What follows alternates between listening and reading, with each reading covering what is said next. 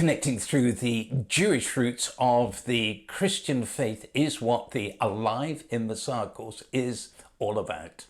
Aiming to draw through them more of the abundant life that Yeshua promised, so that we will be better able to shine like lights in the increasing darkness.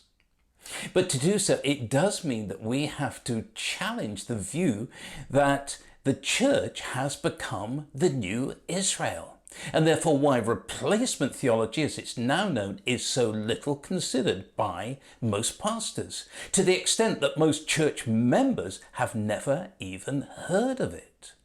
Because either it's such an obvious truth that it's really just not worth discussing, or it is the most insidious lie which in the most malevolent of ways has sneaked into the church, looking to do as much damage as possible without even being noticed. And if so, it's then absolutely vital to expose it for what it is, to recover what's been lost as a result of it, so that we can become more like what we could and should be for the pivotal times that we're in. Which means that as there's no middle ground on this issue, we need to test it out by delving deep down into church history to lift the lid off where and how replacement theology became established, and to then track what it led to. So even if history's not your scene, please do hang in there, because, as the saying puts it, history is the past and the present, having a discussion about the future. Well, let's begin around AD 315, as this marks the first milestone on the journey that replacement theology has travelled, which is when the Roman Emperor Constantine was supposedly converted, and who then declared the whole of the Roman Empire to be officially Christian, meaning that all connection to anything Jewish had to be eliminated. Now, most likely Constantine was simply seizing an opportunity to consolidate his position by harnessing the view that had been built up for quite a long time beforehand, that the church had replaced Israel in God's purposes. And so from the Gentile perspective of its day, it probably looked like a defensible sort of cancel culture that was all about things like replacing Hebrew thinking with Greek thinking about what had then become Christianity, replacing Hebrew names with Greek names, most noticeably the real name of Yeshua with Jesus and Messiah with Christ, replacing the Jewish feasts of Passover and first fruits with Easter, replacing Shabbat with Sunday, replacing Jerusalem with Rome, and replacing the Hebraic calendar with Pope Gregory's calendar, and so on and so on. However, if you were a Jewish person who'd become a believer, it must have been much clearer what it was really all about, because you were required to repudiate everything Jewish in the most absolute of ways to become part of the Christian church. And from our viewpoint, it's not hard to see how this bears the hallmark of a most insidious lie that God had reneged on his foundational promises to Israel, which had permeated the church little by little over a great many years, so that its shockingly radical implications might not really be noticed. And which is confirmed by what happened next, because the void this created was quickly filled with religiosity. And the door was also open to the Jew hatred that's now called anti-Semitism, which led to where by the 400s big-name church fathers were writing extremely anti-Semitic things, such as this by Augustine.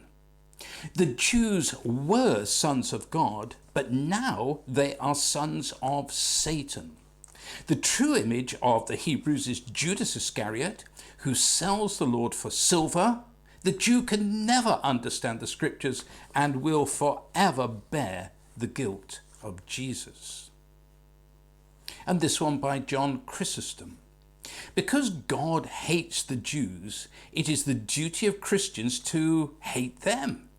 Many I know respect the Jews and think their present way of life a venerable one. This is why I hasten to uproot and tear down this terrible opinion. The synagogue is not only a brothel and a theatre, it is also a den of robbers and lodging for wild beasts. When God forsakes a people, what hope of salvation is left? When God forsakes a place, that place becomes the dwelling of demons. Well, the next milestones mark the 1,000 years from 500 to 1500 AD that's known as the Dark Ages, when the church became increasingly religious and even further from the life that characterized the first believers, and also saw the birth of Islam, Jew hatred becoming more and more entrenched, and the Bible no longer being in the hands of everyday people. Then came the great milestone of the 16th century Reformation, when Luther recovered the truth that we're saved by grace through faith, and which had an enormous impact because medieval life was grim, with much superstition and fear of what happened after death, and which the church milked to demand costly penances for sin.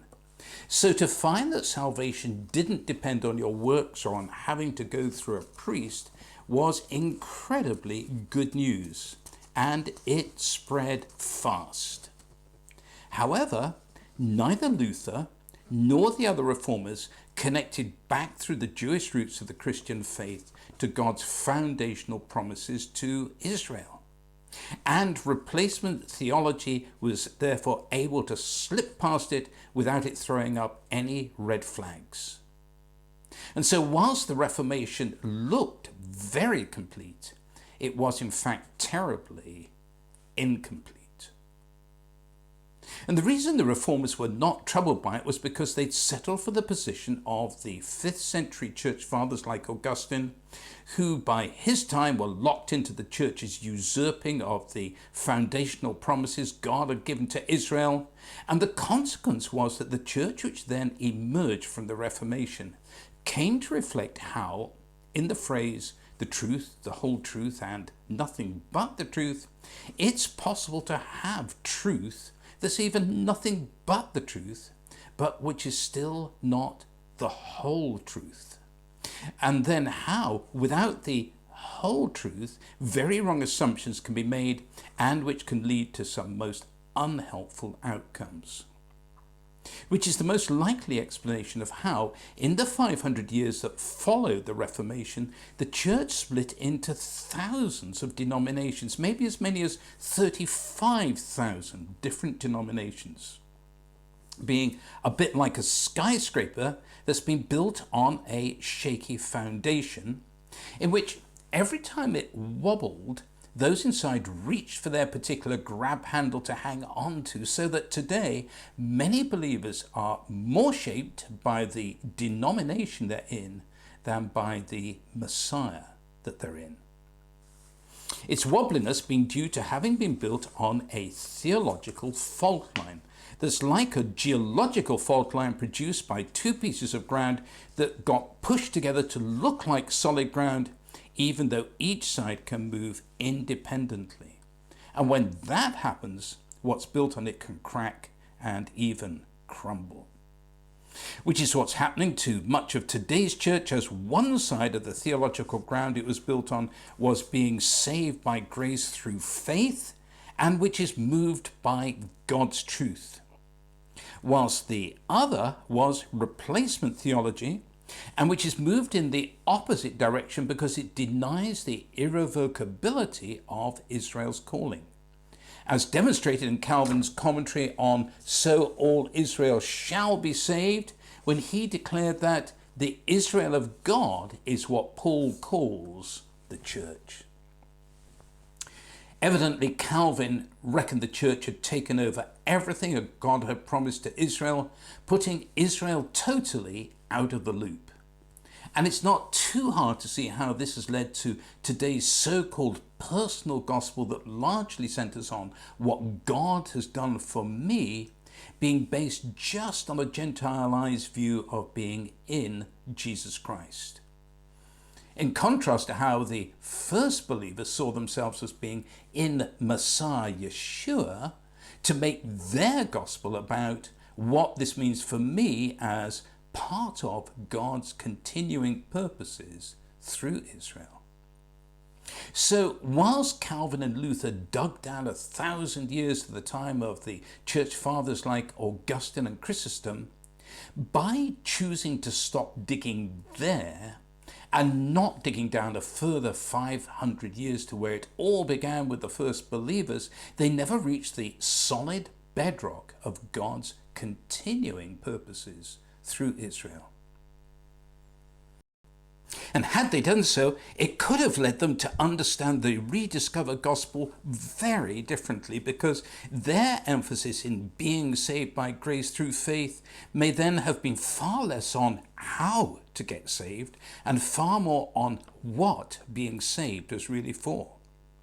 Which could have then led to a very different history for the church, being far more in the flow of blessing God intended for it, and far less penetrated by the things he did not intend for it. And this could have led to a very different history for Israel, not least because Hitler could not have referenced Martin Luther's deep anti-Semitism in his final years to justify his actions, as in Luther's book on the Jews and their lies, published in 1543, shortly before he died, where, for example, Luther wrote, "Burn their synagogues and schools. What will not burn, bury it with earth, that neither stone nor rubbish remain. For in them there is nothing but godlessness, lies, cursing and swearing. Forbid their rabbis to teach on pain of life or limb." And had Israel's history been different, then so might have been the history of the world. And so if such a possible consequence can be traced all the way from Constantine's proposition that the church is the new Israel, this suggests it's not such an obvious truth that it really does not warrant the attention of pastors, let alone church members, but that it has all the characteristics of a most insidious lie, that in the most crafty of ways had sneaked into the church, looking to do as much damage as possible without even being noticed, and managing to travel across most of its history to even have consequence today. Which is why the lid just has to be lifted off it to stop it rolling ever onwards. Because as Paul warned about in Romans chapter 11, and as history also shows, those who get cut off from the Jewish roots of the Christian faith can easily end up in the sort of ignorance that can lead to arrogance that generates deceived beliefs from which so much else can then follow. Hence his counsel, do not boast against the branches. But if you do boast, it is not you who support the root, but the root supports you. So with that, let's pause to think about three more questions. Why did severing Christianity from its Jewish roots have such a consequence? Then secondly, why was the Reformation's rediscovery that was saved by grace through faith not everything that needed to be rediscovered? And thirdly, what is the real significance of anti-Semitism?